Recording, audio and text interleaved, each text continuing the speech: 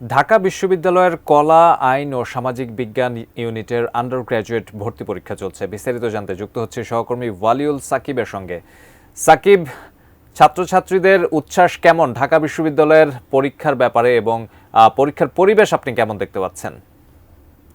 কিন্তু ভেতরে পরীক্ষা চলছে। আমরা জানি যে ঢাকা বিশ্ববিদ্যালয়ের কলা, আইন ও সামাজিক বিজ্ঞান অনুষদের যে ভর্তি পরীক্ষা সেটি সকাল 11টার দিকে শুরু হয়েছে এবং আমরা দেখেছি যে সার্বিক পরিস্থিতি এখানে মোটামুটি বেশ ভালোই ছিল। যদিও দেখেছি যে শিক্ষার্থীদের একটি চাপ ছিল এবং শিক্ষার্থীদের সঙ্গে আসা অভিভাবকদের মোটামুটি চাপ ছিল, তবে সব মিলে কিন্তু সুশৃঙ্খল পরিস্থিতিতেই শিক্ষার্থীরা ভেতরে প্রবেশ করেছেন এবং পরীক্ষায় অংশ নিচ্ছেন। এখনও পরীক্ষা চলছে, 12:30টার দিকে পরীক্ষা শেষ হওয়ার কথা রয়েছে। এরপরে হচ্ছে পরবর্তীতে কিছুক্ষণ আগে ঢাকা বিশ্ববিদ্যালয়ের যে উপাচার্য অধ্যাপক ডক্টর নিয়াজ আহমদ খান তিনি এখানে এসেছিলেন, সার্বিক পরিস্থিতি পর্যবেক্ষণ করেছেন। পরবর্তীতে তিনি আমাদের সঙ্গে মতবিনিময় করেছেন, সার্বিক পরিস্থিতি নিয়ে তিনি কথা বলেছেন সাংবাদিকদের সঙ্গে। তো তিনি যেটি জানিয়েছেন যে এখানকার যে পরিস্থিতি রয়েছে সেটি একেবারেই সুশৃঙ্খলভাবে হচ্ছে এবং এবারেই কিন্তু যে অভিভাবকদের জন্য বিশেষ করে বসার ব্যবস্থা করা হয়েছে। এছাড়া যে আমরা জানি যে ঢাকা বিশ্ববিদ্যালয়ের এই পরীক্ষাগুলোকে কেন্দ্র করে আশেপাশের এলাকাগুলোতে যানজটের সৃষ্টি হয়।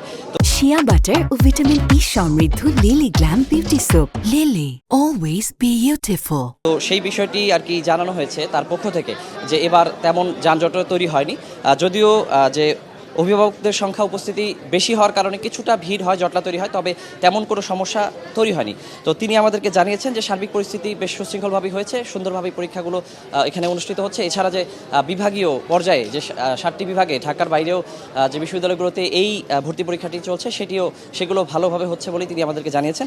আর বিশেষভাবে তিনি জানিয়েছেন যে এবার হচ্ছে যে কোটার জন্য যৌক্তিক সংস্কার আনা হয়েছে এই ভর্তি পরীক্ষার ক্ষেত্রে। সেক্ষেত্রে মুক্তিযোদ্ধাদের নাতি নাতনিদের কোটার ব্যাপারটি বাদ দেওয়া হয়েছে, শুধুমাত্র মুক্তিযোদ্ধাদের সন্তানদের কোটা রাখা হয়েছে। সব মিলে তিনি বলেছেন যে পরীক্ষা ভালো চলছে।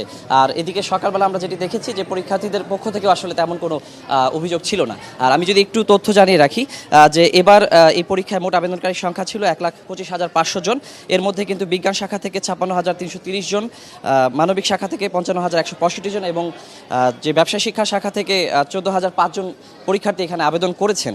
আর এখানে হচ্ছে ঢাকায় যে কেন্দ্রগুলো রয়েছে এখানে মোট 71,004 জন শিক্ষার্থী পরীক্ষা দিচ্ছেন। এছাড়া যে বিভাগীয় শহরগুলোতে আমি যেটি বলছিলাম যে 7টি বিভাগীয় শহরের বিশ্ববিদ্যালয়গুলোতে পরীক্ষা হচ্ছে, সেখানে মোট 54,456 জন 96 জন পরীক্ষার্থী সেখানে অংশগ্রহণ করছেন।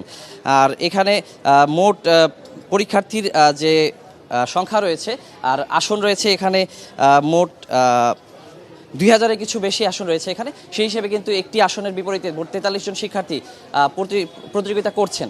তো এই ছিল আমার কাছে এখন পর্যন্ত এই পরীক্ষার সার্বিক পরিস্থিতি।